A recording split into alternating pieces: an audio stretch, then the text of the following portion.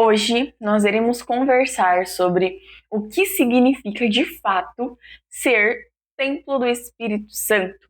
E antes de a gente começar, eu gostaria de me apresentar. Eu me chamo Aimee e eu criei esse podcast no ano de 2021, faz um tempinho já, com a intenção, com a finalidade de compartilhar as boas novas do Evangelho de Cristo e de ajudar você que é cristão em sua caminhada de fé.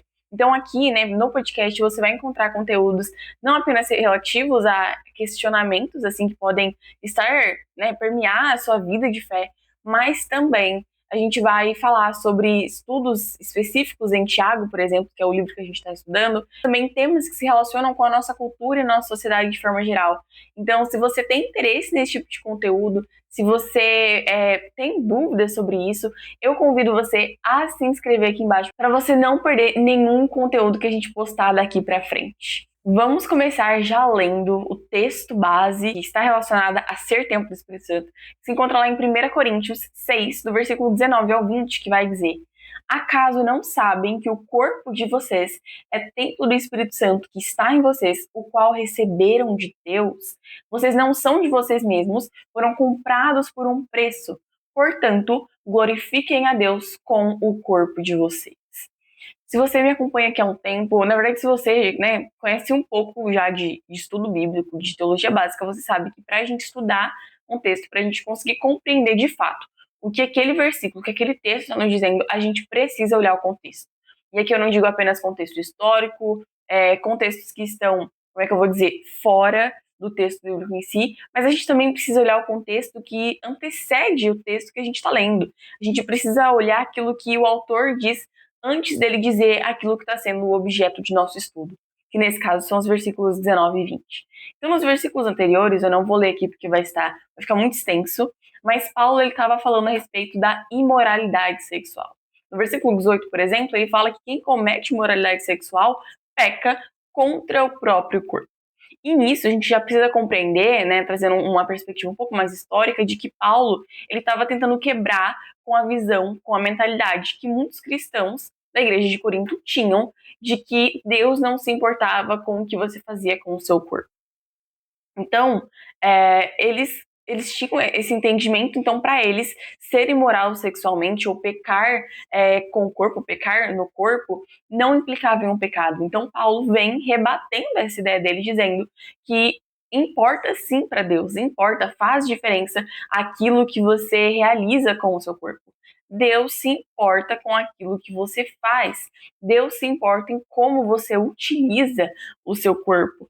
E justamente a gente vai compreender ao longo, né, desse versículo que Paulo vai nos dizer: nós precisamos usar o nosso corpo para a glória de Deus. Se nós somos de Cristo, de fato, ou seja, se nós aceitamos o discipulado de Cristo sobre nossas vidas, se nós dissemos sim para Cristo como nosso Senhor, como nosso Salvador, nós precisamos crucificar os nossos desejos, crucificar a nossa carne e submetermos-nos à vontade de Deus.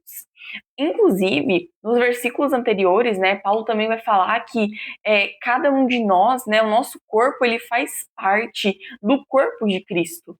Então, nós não vivemos mais segundo a nossa própria intuição, segundo a nossa própria vontade. Nós vivemos agora como partes do corpo de Cristo. Então, nós precisamos saber e buscar entender, compreender qual é a vontade de Deus nesse sentido. Isso pode ser percebido porque Paulo vai falar: foram comprados por um preço. Isso significa, né, principalmente quando a gente traz de um contexto do Antigo Testamento, de que Cristo pagou as nossas dívidas. Talvez você se pergunte, né, que dívidas? Então, vamos contextualizar para que a gente consiga compreender melhor o que Paulo estava querendo dizer aqui. No Antigo Testamento, no tempo antigo, a escravidão em Israel funcionava de uma forma diferente das outras nações naquele tempo. Em Israel, quando uma pessoa não conseguia pagar aquela dívida, ela perdia aqueles bens de fato, porque ela não estava conseguindo pagar a dívida, e se ainda assim os bens não fossem suficientes, essa pessoa própria trabalharia, ela seria agora serva, seria escrava da pessoa pela qual ela estava devendo certa quantia de dinheiro. Então ela iria trabalhar para pagar o que ela devia. E aqui é interessante falar que existia a possibilidade do parente resgatador, ou seja, o parente resgatador era aquele que pagava o preço para trazer libertação, para colocar aquele que estava sendo escravo, né, aquele que estava ali em servidão, de volta à liberdade. Esse parente resgatador, ele conseguia libertar um familiar que estava endividado, né, para recuperar sua terra ou até mesmo restaurar o nome dessa pessoa. Então, ele intervia, né, no caso de uma pessoa que tinha perdido tudo, que não tinha condições de pagar pela sua própria liberdade, né, ela estava em dívidas, então entrava esse parente resgatador. E aqui entra o próprio Cristo, aqui entra o Filho de Deus, porque isso pode ser até uma comparação, porque Cristo veio e pagou as nossas dívidas. Nós estávamos em dívida com Deus, nós havíamos pecado contra o Senhor, e Cristo veio ao mundo, se colocou em nosso lugar, sofreu o castigo, que era nosso castigo, para que nós pudéssemos ter vida nele. Ele quitou tudo que a gente devia, ele pagou tudo, o sacrifício dele foi um sacrifício completamente perfeito e eficaz. E agora nós não, né, quando nós aceitamos a Cristo, nós não estamos mais sob domínio das trevas, mas ele nos transportou desse reino das trevas para a sua maravilhosa luz. Agora nós não somos mais escravos do pecado, nós não somos mais escravos do diabo, nós somos escravos de Cristo, o Filho de Deus. Então a gente precisa compreender que não tem como viver de forma a satisfazermos a nós mesmos e a glorificar a Deus ao mesmo tempo. Não tem como a gente satisfazer os desejos da nossa carne e ao mesmo tempo viver uma vida segundo os padrões do discipulado de Cristo. Isso não é possível. Então Paulo traz essa ideia de que o corpo de cada um de nós é a habitação do Espírito de Deus. Então, isso que significa, né, que importa aquilo que nós fazemos com ele. Então, o que a gente faz com o nosso corpo precisa glorificar a Deus. Nós somos templo do Espírito de Deus, pense nisso. Ele não habita mais em tabernáculos, em santuário, ele não habita mais em templos físicos, ele habita em nós. Nós somos a morada do Espírito de Deus. Isso é algo incrível, sabe? Nós somos templo do Espírito Santo não apenas individualmente, mas também coletivamente. A igreja é justamente isso, ela é a união daqueles que têm o Espírito Santo em sua vida. A igreja é a união daqueles que são templo do Espírito Santo, que têm o Espírito de Deus em seu coração. E é nessa comunhão com os santos. E aqui eu não estou falando de santo como se a gente não tivesse pecado. Nós somos pecadores, mas santos porque Cristo já nos santificou na cruz. Né? Deus não olha mais para nós como se nós tivéssemos dívida, porque Jesus já quitou tudo isso. Então é nessa comunhão com as outras pessoas, com os irmãos, que Deus se revela. E daí, isso também conecta com o contexto anterior de Paulo, que Paulo estava falando muito de que estava tendo rixas entre as pessoas da igreja de Corinto. Eles não estavam conseguindo resolver seus próprios problemas. Então, Paulo ele vai exortar mais uma vez a igreja falando, não deve haver rixas entre vocês.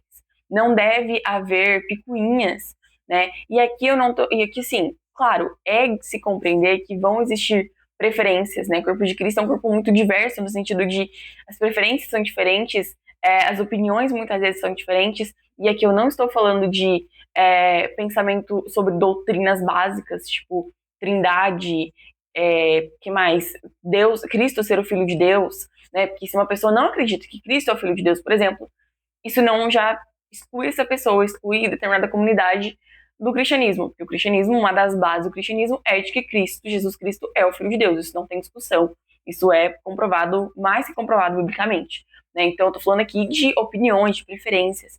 Opiniões e preferências não podem ser um obstáculo para a congregação, para a unidade do corpo de Cristo.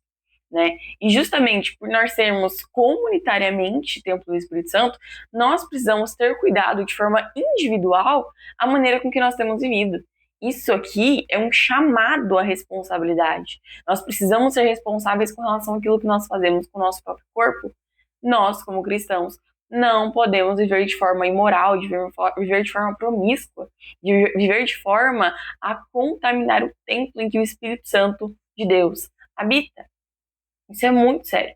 Se nós temos o Espírito Santo e somos morada, habitação dele, não há como nós vivermos de duas formas. A gente vive de uma forma na igreja, a gente aparenta ser santo na igreja, mas lá fora a gente vive de qualquer outra maneira, ou lá fora a gente vive com uma vida completamente distante dos padrões estabelecidos por Deus. Isso não pode ser realidade, isso não pode ser, não tem como isso ser verdadeiro, sabe? A gente precisa viver uma vida redimida por Cristo em todos os âmbitos da nossa existência. Quando Cristo nos encontra, Ele nos encontra em todas as áreas da vida. Nós somos transformados, temos a nossa mentalidade transformada por Ele em todas as outras áreas. O próprio Deus nos diz: sede santos porque eu sou santo, né? Um mandamento dele. E esse mandamento só é possível ser cumprido mais uma vez por meio de Cristo, né? Que nos capacita a obediência. Mas, né? Por meio de sua graça, por meio da sua misericórdia. Mas isso é o que significa ser habitação e ser templo do Espírito Santo. É não viver de forma promíscua, é viver de forma a glorificar a Deus naquilo que nós fazemos. Porque quando nós fazemos algo com o nosso corpo, nós estamos representando a Cristo, nós somos representantes de Cristo, a palavra de Deus vai nos dizer isso.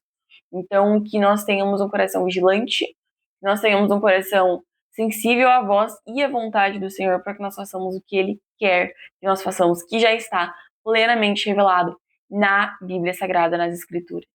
E, enfim, eu espero que esse vídeo tenha te edificado de alguma forma. Se te edificou, não se esqueça de deixar um like, assim você avisa o YouTube que você gosta, curte conteúdos assim, ele vai te passar a recomendar mais vídeos assim. E também você abençoe e ajuda esse canal a crescer um pouco mais.